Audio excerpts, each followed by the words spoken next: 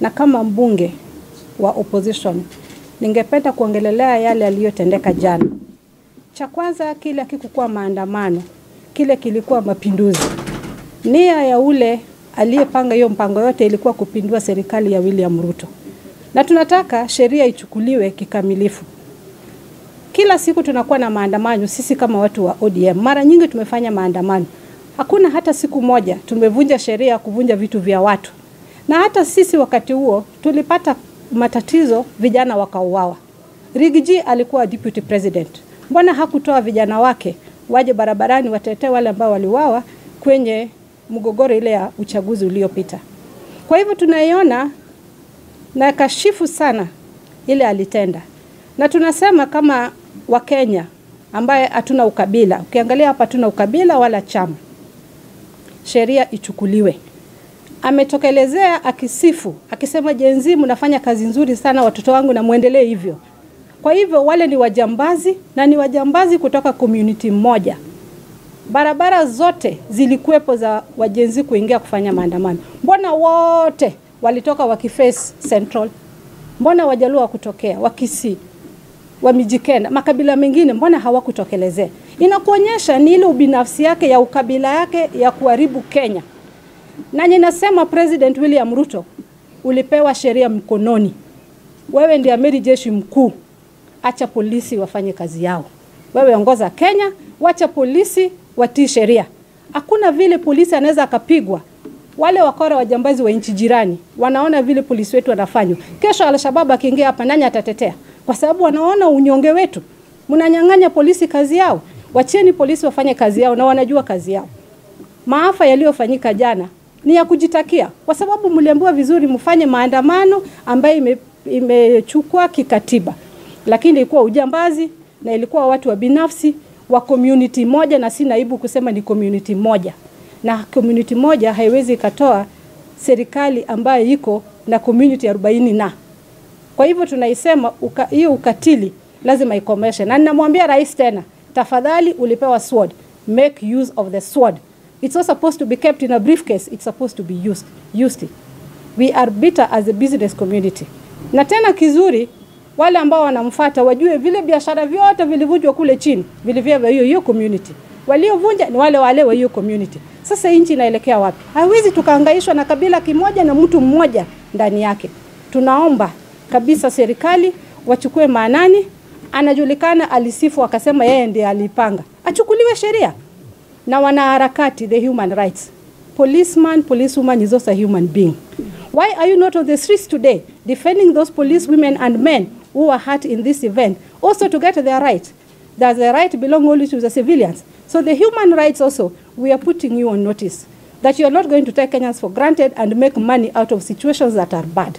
We want to see you on the street and we will censor you. We will bring a motion in parliament. Some of these human rights communities will close them down because they are partisan. Uwezi kwa unaona polisi anachapwa hapo, alafu umenyamazia, alafu jambazi moja akipigwa risasi unakimbia kotini. Hawa wote waliokuwa hapo, hawa viongozi ambaye ni majaji sijui manini, mafoma CJ alikuwa hapa miaka 20 na nikiwa mtoto, hakufanya hata mabadiliko moja ya kisheria. Lakini leo hii yako barabarani, mjukuu wake anasimama pale ati yeye ni Gen Z. Don't take Kenyans for granted.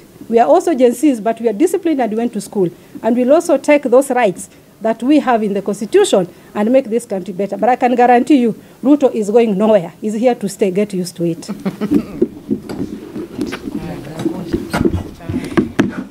Asante.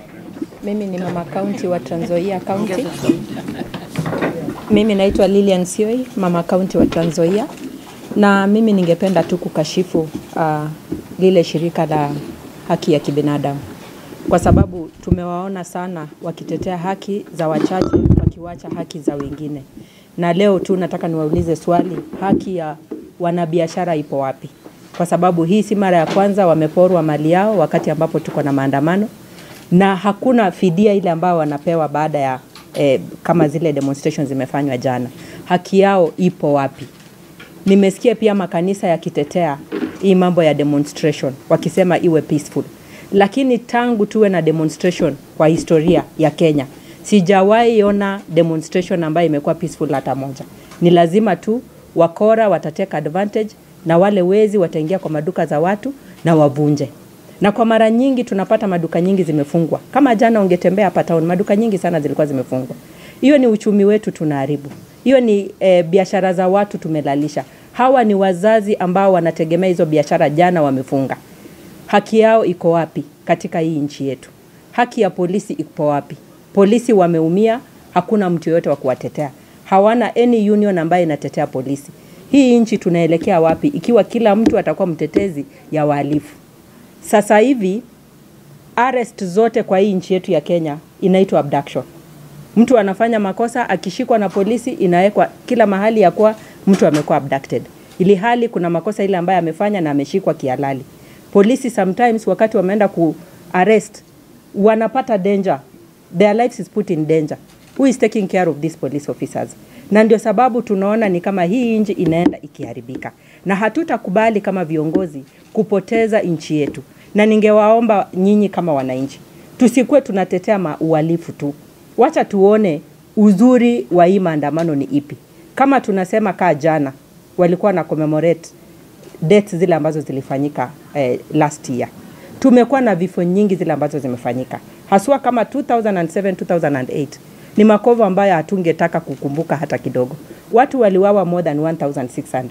Tungesema every time maovu yamefanyika, tukue tunafanya commemoration. Sisi kama nchi tutawahi fanya kazi lini? Vijana wetu Gen Z wamesema kazi ndio shida. Ajira ndio shida. Hii serikali ya William, niseme kama ile ya last time, the last government, internship walikuwa wanaandika 10,000. This government ime increase the number. Walimu wameandikwa. Tumekuwa na job creation kwa through Nyota, ile ambayo imepea youth opportunity. Labda hatujaweza kufikia kila mmoja, lakini kila serikali ipewe wakati one step at a time. Tumeanza na hii, next time tutafanya ingine, na mimi ningependa tu kuomba rais aweze kupewa time ili aweze kufanya kazi. The more tunafanya demonstration, the more tunaharibu nchi yetu. Kama sasa vitu zile ambazo zimeharibiwa huku, nimeona mawe zimetolewa, barabara zimeharibika. Hiyo ni pesa ambayo tungekuwa tumeallocate kufanya vitu vingine vipya kwa budget ijayo, lakini sasa ni kama tunarudi reverse tuweze ku repair zile vitu zile ambazo ziliharibiwa. Kwa hivyo nataka kuwaomba haswa hii shirika la human rights, ni kama hamtetei haki ya kila mwanadamu, mko na specific people wale ambao mnatetea, na hatutakubali. Itabidi either mtetee rights za Wakenya wote, wanadamu wote, ama mubadilishe jina ya utetezi wenu, kwa sababu ni kama si utetezi wa haki za kibinadamu anymore. Asante.